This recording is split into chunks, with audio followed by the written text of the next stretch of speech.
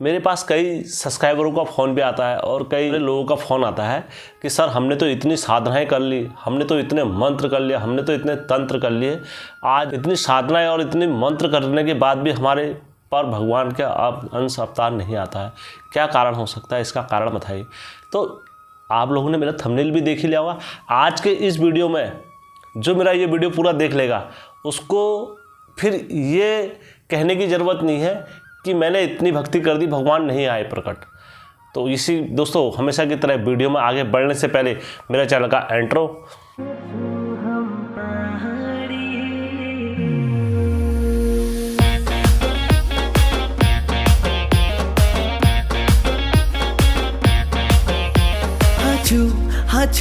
हाचू हम पहाड़ी वीरकारा बजरंगी, हर हर हर हर हर हर हर हर हर महादेव। आप सभी के परिवार के ऊपर महादेव की कृपा और बजरंग बली का आशीर्वाद हमेशा बने रहने चाहिए। आज की जो मेरी स्टोरी है, दरअसल मैं भक्ति में, आराधना में और इन चीज़ों में अंतर बताऊंगा। तो सबसे पहले मैं सिद्धि में ले चलता हूँ। सिद्धियाँ दोस्तों अनेकों प्रकार की होती हैं। कोई शमशान में जाके करता है, कोई घर में रह के करता है, और कोई नदी के किनारे जाके करता है, कोई जंगलों में जाके करता है जहाँ किसी का आवागमन ना हो। हर तरीके की सिद्धियाँ होती हैं और हर तरीके का अलग महत्व होता है। तो अधिकतर हमारे पहाड़ वालों को क्या होता है, वो सिद्धियों के पीछे भागने लग जा रहे हैं। अब जो दौर आ रहा है, सिद्धियों के पीछे भागने का दौर आ रहा है कि मैं तेरे को अपना शिष्य बना लेता हूँ और तू मेरा शिष्य बन जा और मैं तेरे को ये सिद्धियाँ प्राप्त करा दूँगा। उसके बाद जो गुरु होता है, वो गुरु का अपना एक व्यापार चालू हो जाता है और वो मंत्र के सहारे, एक मंत्र के सहारे ना जाने कितने भक्तों को भगत बना लेते हैं अपने, कि ये मेरा भगत है और हम इस गुरु के शिष्य हैं। और फिर वो गुरु मंडली चलती रहती है, दर पीढ़ी दर पीढ़ी दर पीढ़ी चलती रहती है।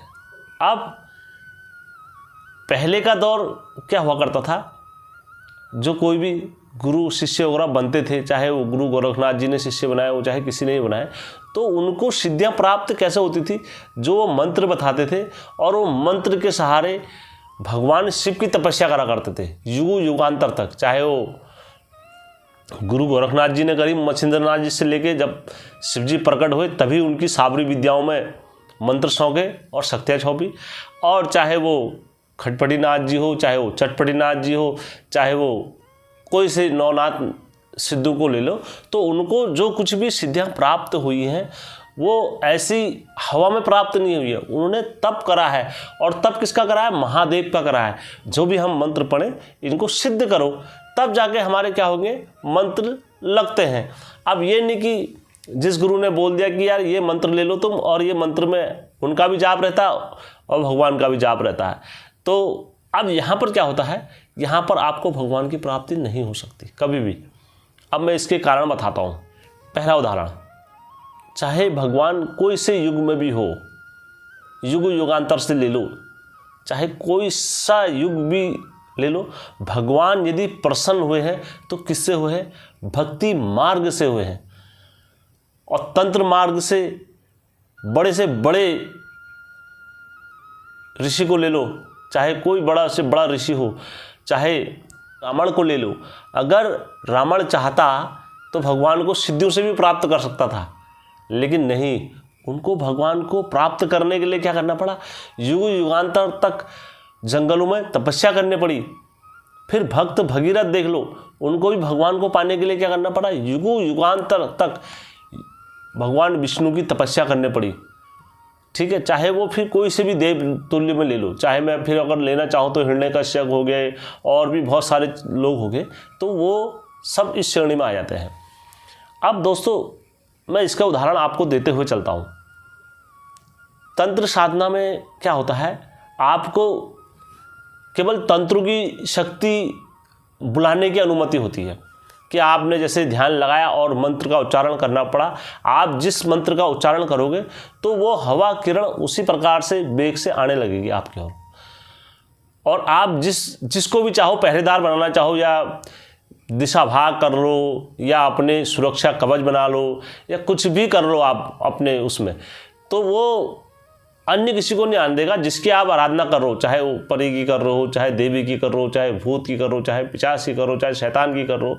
तो उसमें आप जिसको साक्षी बनाओगे, जैसे हनुमान जी को या इनको किसी को भी बना लिया, तो वो अपवित्र चीज़ को नहीं आने देंगे, बाकी और चीज़ों को अंदर आने देंगे। यही सारे अंतर होते हैं दोस्तों। अब यही एक साधना में अंतर होता है, केवल आपके पास वही आएंगे। आप दोस्तों, और साधना वाले को क्या होता है, जो साधना करते हैं उनको कभी भगवान की प्राप्ति नहीं होती है। उनको केवल हवा का दृश्य दिखाई देता जहाँ तहाँ, और उनको क्या करना पड़ता है, सिद्ध करना पड़ता है। और सिद्ध के दौरान आपकी जान भी जा सकती है। जब आप सिद्धि करोगे किसी की तो आपकी जान भी चली जाएगी, ठीक है। और अगर आपने जीत लिया उस क्षण को, तो दोस्तों फिर आप क्या हो जाओगे, पवित्र हो जाओगे, और फिर आप उसको क्या कर लोगे, अपने बस में कर लोगे। जब आप उसको बुलाना चाहो, जब आप सिद्धि करना चाहो, जब आप उससे जो काम कराना चाहो, जैसा भी कराना चाहो, वो आपके बस में हो जाएगा, अधीन हो जाएगा। लेकिन अब इसमें क्या होगा दोस्तों, वो आपसे, वो मन में आपसे ईर्ष्या करेगा। जो हवा भी होगी वो, देखो हम चाहे किसी से कुछ भी करें, लेकिन गलत व्यक्ति को हम हर हमेशा जानते हैं कि यार ये व्यक्ति गलत है और ये गलत काम कर रहा है। उसी प्रकार यहाँ पर क्या होता है, यहाँ पर आपको पता लग जाता है कि ये गलत व्यक्ति है और ये जान के इस कार्य को कर रहा है, और फिर भी आप उसका क्या कर रहे हो, साथ दे रहे हो। मैं आपको कई उदाहरण दे सकता हूँ ऐसे, तो मैं आपको उदाहरण ही दे देता हूँ। पहले महाभारत युद्ध में सबको पता था कि दुर्योधन क्या है, गलत है। महामहिम भीष्म को पता था कि दुर्योधन क्या है, गलत है। फिर भी महामहिम भीष्म उसका साथ क्यों दे रहे थे? उनने अपना वचन दे दिया था कि हस्तिनापुर में जो कोई भी युवराज बैठेगा, मेरा कर्तव्य होगा, मैं उसकी रक्षा करूंगा। अब वो अपने प्राण के बदले उसकी रक्षा कर रहे थे। पता था उन्हें वो गलत है, कर्ण को पता था कि क्या है, ये गलत है, फिर भी क्या दे रहे थे, उसका साथ दे रहे थे। युद्ध की परिभाषा बता रहा हूँ मैं आपको कि हम गलत होते हुए भी भगवान को जो अपने पक्ष में ले लेते हैं, तो भगवान की मजबूरी हो जाती है हमारा साथ देना। मंत्र साधना में ठीक उसी प्रकार रहता है। अब मैं बताता हूँ प्रेम साधना, भक्ति साधना में क्या अंतर होता है। भक्ति में क्या होता है, आपके बस में भगवान रहते हैं। भगवान क्या रहते हैं, आपके अधीन रहते हैं। जब कभी भी आप भगवान को याद करोगे तो भगवान आपके समक्ष आ जाएंगे। प्रेम वो चीज़ होती है कि भगवान हर हमेशा उसके अधीन में रहते हैं प्रेम करने वाले से। मैं आपको उदाहरण देता हूँ। हिरण्यकश्यप क्या मानता था, अपने आप को स्वयं भगवान मानता था, कहता था मैं भगवान हूँ। और हिरण्यकश्यप का पुत्र भक्त प्रहलाद जो था, वो क्या कहता था, वो कहता था भगवान सर्वस्व जगह है, मेरे को हर जगह भगवान ही भगवान दिखाई देते हैं। उन्होंने कहा तेरा भगवान कहाँ है, यहाँ है, यहाँ है और यहाँ है।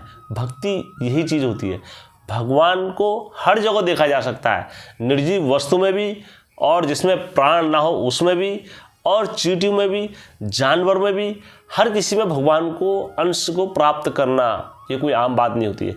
जो व्यक्ति एक चीज़ भी अगर गलत करेगा, उसमें कहेगा इसमें तो भगवान का अंश है, मुझे ये नहीं करना चाहिए, तो वो परमात्मा के दीन अधीन हो जाता है।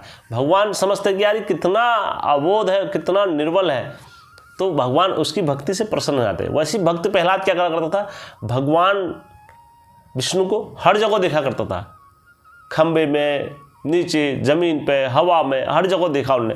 तब जाके उन्होंने क्या करा, एक खंबे में चोट मारी तो वहीं से भगवान प्रकट हो गए।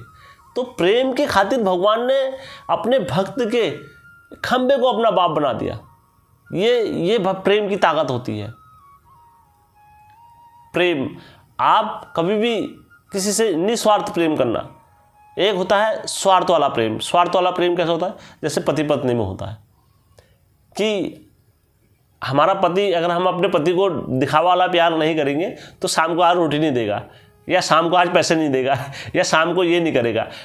बच्चे भी अपने औलाद को किससे पालते हैं, स्वार्थ से पालते हैं कि यार मैंने इस बच्चे को पालना है, इसने मेरी बुढ़ापे में रक्षा करनी है। तो ये क्या होता है, स्वार्थ वाला प्रेम होता है। निस्वार्थ वाला वो प्रेम होता है जिससे आपको कुछ लेना नहीं देना नहीं होता है।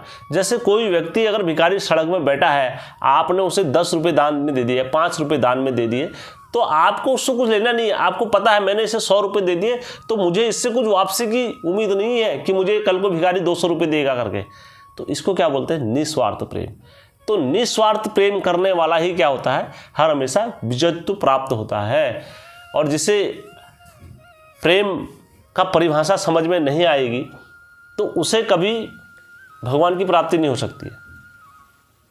हर हमेशा भगवान, मैं अधिकतर मेरे जो सब्सक्राइबर मुझसे यही बात करा करते हैं, सर मैंने इतनी साधनाएं कर दी, मैंने इतने मंत्र कर दिए, इतने तंत्र कर दिए, इतने वो कर दिए। आप केवल भगवान को मंत्रों में ढूंढ रहे हो। मैं आपको बता रहा हूँ, हमारे बुजुर्ग वो लोग थे, वो ना कोई तंत्र जानते थे, ना कोई मंत्र जानते थे, और ना कोई ऐसी विद्या जानते थे जिस पर असली जो डंगरिया होगा। वो किस पर निर्भर रहते थे? वो अपने देवता पर निर्भर रहते थे। जो करेगा मेरा देवता करेगा। तो दोस्तों, उनके लिए देवता आते थे और साक्षात उनको दर्शन भी देते थे देवता लोग, और उनको कल क्या होने वाला है, मैंने ऐसे ऐसे हमारे पहाड़ों में ऐसे ऐसे ज्ञानी पुरुष देखे हैं जो अपने वेग से, ज्ञान दिव्य दृष्टि से ये बता सकते थे कि कल किसकी मौत होने वाली है, और परसों गांव में भंडारा है तो ये तिथि पूर्व में ना करें, इससे आने वाली पूर्व में आप भंडारा कर सकते हैं। ऐसे ऐसे ज्ञानी महापुरुष देखे हैं मैंने अपने पहाड़ों में। वो कैसे हुए? वो भगवान के प्रेम के खातिर बने हैं ज्ञानी। ये नहीं कि सिद्धि और साधना करके नहीं बने हैं। भगवान का प्रेम अगर करना है तो आपको ये भूलना पड़ेगा कि कल क्या होगा, आज ही का देखना पड़ेगा। भगवान ने आज का दिन मेरा सही से बिता दिया तो मैं केवल आज का सोचूंगा। और जहां आपने सोच लिया कि यार भगवान से आगे हम हैं, आज की यूथ जनरेशन यही बोलती है कि भगवान क्या होता है, भगवान कुछ नहीं होता है, तो भगवान को तुम्हारी ज़रूरत नहीं है। अगर तुम ये धारणा रखते हो, भगवान को तुम्हें प्रमाण देने की आवश्यकता नहीं है हर बात में कि भगवान होगा तो मुझे ये प्रमाण देगा, भगवान होगा तो मुझे ये देगा, भगवान होगा तो मुझे ये देगा। हम हर चीज़ ताकत के बल पर प्राप्त कर सकते हैं, लेकिन नहीं, आपको सर्वस्व निर्भर होना पड़ेगा। तब जाके भगवान क्या होंगे, आपके रक्षा करने के लिए आएंगे। और जहाँ पर आपने ये सोच लिया कि भगवान हमारी रक्षा करने के लिए नहीं आएंगे, हम खुद करेंगे, तो वहाँ पर से आपके भगवान नहीं आएंगे। सोमनाथ मंदिर का उदाहरण भी इसी में आता है कि जब पंडित लोगों के मन में लोभ, लालना ये सारी चीज़ थी, तो वो मंदिर लूटा, और वहाँ पर जितने भी लोगों को मारा गया सबके मन में ये था कि हम अपने प्राणों की रक्षा स्वयं करेंगे। स्वयं किसी में निर्भर होने की क्षमता नहीं थी। तो दोस्तों, ऐसे में कई उदाहरण दे सकता हूँ कि आपको जब प्रेम करना है भगवान से तो केवल प्रेम की दिशा देखिए,